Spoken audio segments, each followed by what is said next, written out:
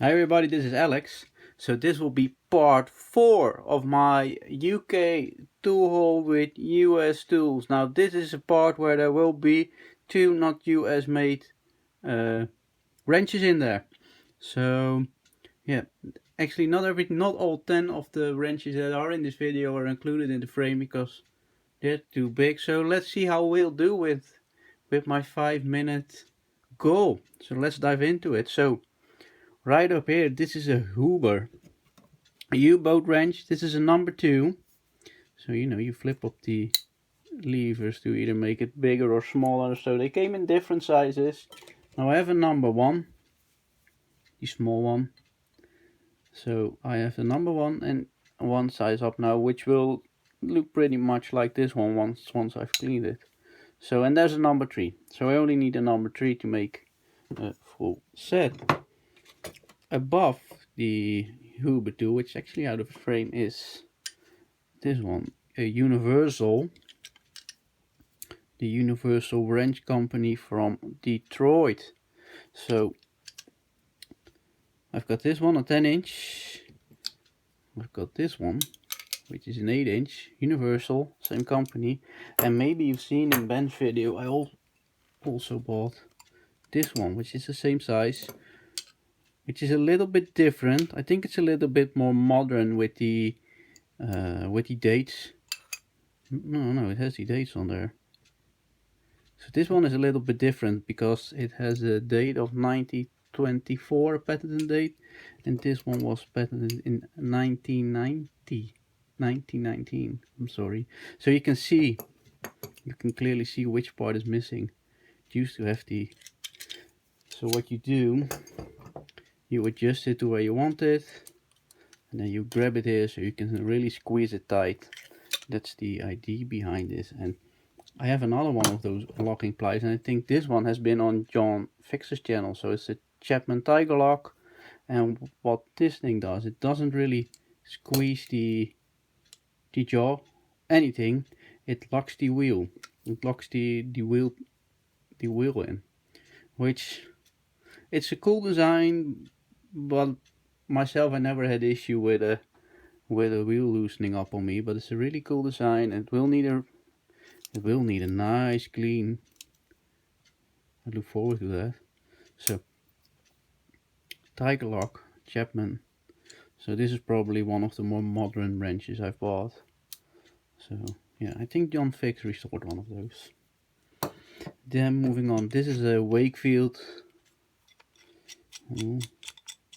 Try and show you. I can read it, but I don't know if you able. Yeah, a Wakefield wrench, sort of bicycle wrench, and I've got the size down, or I think this will be the size down, which is in my bicycle wrench collection. So yeah, big brother, small brother. So that's quite nice. Then another, so this is German, and another not US buy is this one. So this is a Snail brand, made in the UK. The Snail, and the reason I've bought this, I like the Snail, and then I don't have anything. I have Snail brand stuff, just not with the Snail on it. So I wanted something with the Snail on it, but it's in new condition. This is a, without the dirt, and some of the flash rusting on here. It's as good as it came from the factory. You can see by the wheel. This is factory grind. This is how you would have bought them. Black handle, ground. This hasn't seen use, or you can tell by the jaws and the milling on the jaws. It hasn't seen use or hardly any. So that's quite interesting. I will just clean this, wash this, get some steel wool on it, on the jaws, wax it, and put it in the English drawer. So then I've got this lever wrench, the lever wrench from Duluth, Minnesota. As you can see, patented in 1915 by Heimbach. So that's probably a German immigrant. So how it works is, if you open it like this, you're able to slide the jaw down, and it's solid. You move it up a little bit, the teeth dig in, they grab into each other, and it's solid. So that's a real smart design, really interesting. Probably one of my more obscure buys. So yeah. Above this is the Schuster Speed Wrench. Now I don't really know how this works. So it's US made, the Schuster Speed Wrench, also from 1915. So probably a lot of wrenches were made in 1915, or a lot of ones were patented. From the Clip Bar Manufacturing Company, Philadelphia, USA, the 8-inch. So what it does, if you press it in here, it pushes this lever out, which, you know, I don't know how it works. So you can also, if it's like this, you're able to do this maybe, and it will, you know, you can hold it or it will move back up because it's spring loaded.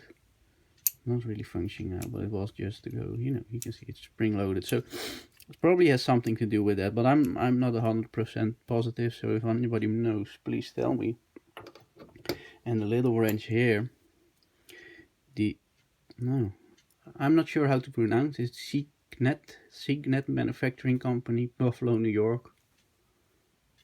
Sorry.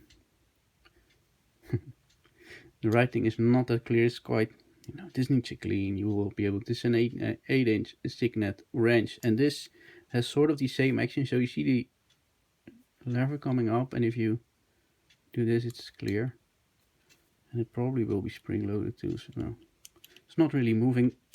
I'm not really able to tell you what the idea was, but it's a sort of a speed wrench like this one is.